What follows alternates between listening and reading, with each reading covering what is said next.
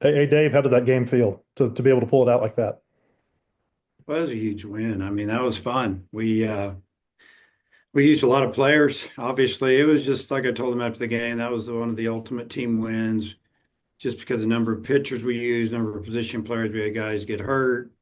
We had a lot of big hits, two out runs, and just a lot of clutch plays. And ended up finishing the game with an infielder playing outfield, and when the ball would find him, and he had to go back and make a catch. And yeah, that was a wild one. Now I've been a part of a lot of ball games, but that was probably a top 10.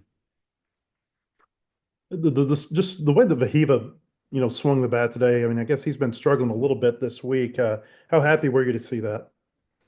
I was super happy to see it because if we didn't have him today, obviously he knocked down a bunch of RBI. I think he drove in five with two swings, and just had a great day. And they had to make some decisions over there today to pitch to Vahiva, or I mean, just throughout the day. I mean, they even walked and advanced a runner from first to second on an intentional walk because they didn't want to pitch to Maxwell because he was swinging it so well this weekend, and it paid off for him. But that last swing was the one that obviously finished it up and gave us a 3-run lead. Were you surprised at all that Colin pitched the way that he did today? Because I mean, he's been so consistent for you this year. Yeah, I think he threw first pitch fastball to the lefty, and he left it down the middle end. It's supposed to be away, and he was on go and cheated to the ball a little bit, looking for a fastball, and he got it, hit a homer, and cut into that lead. And also, we had a 2-run lead, and they got a little momentum going. It was just kind of one of those days. It was such back and forth, and it was a dogfight. Daniel, go ahead. Yeah, coach, I want to ask about Wiggins and specifically that last at bat where he got, I think, all three strikes on the curveball. Just what does that say about a young pitcher that's, willing to go to the curveball in that situation over and over? Yeah, what it is, it's a slider, and I'm sorry. out of his hand, it looks like a fastball. He'll show the fastball in the upper 90s, and then he'll throw that slider. And today, he really commanded the slider well. And a lot of teams didn't know, or they're finding out that he's not a one pitch guy. And he's not just coming at you with a 100-mile-an-hour fastball. He's coming at you with an upper 80s slider. And, they even took it, and it was in the zone. And there was a couple that were awfully close that weren't called. So uh, hats off to him for doing it, but proud of him for finishing up that game and you know just getting us out of here. And then I guess, oh, I lost my train of thought. But on the play, where both teams challenged, I guess what was your explanation? Did they just say that he, nicked the corner of the bag with possession on the play at second? Yeah, for they challenged that he didn't slide straight into the base, and so they were hoping to be able to get a double play automatically on that. Well, that didn't fly. They said no, so then they called him out. So then we challenged that the shortstop didn't have the ball when he went by the base, and I don't know what angle they looked at. There were two different ones. The one of them showed clearly, at least on the big board, that he wasn't he wasn't on the base. So maybe I'm wrong, but that's what it looked like, looking at the big board. And then they came back and said that he did touch the bag. And these reviews are going on in Birmingham. It's not the umpires here running into a tunnel looking at something.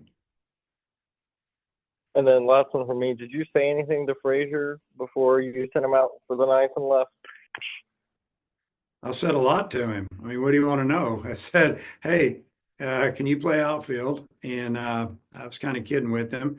Um, just talked about, using a glove he was comfortable with because he doesn't have an outfielder's glove.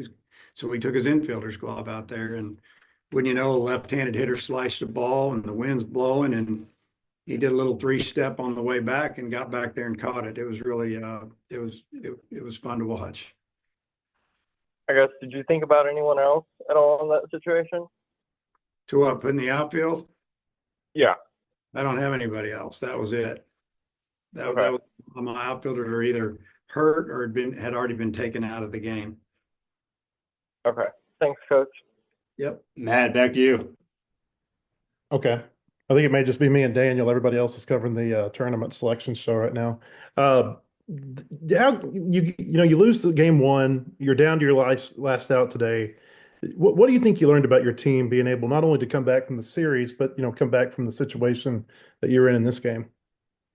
Well, we've been learning it really since the first game of the year that we can come back and we don't feel like we're out of the game. And, even when Souza, struck out with the runner at first and second, we felt like that we still had another good hitter coming up in Davlin, and he singled in the tying run. Then obviously there you go, 3-run homer. We got a 3-run lead, but kind of what I've always thought about this team really is that we're talented and that we can swing the bat. And I don't feel like that,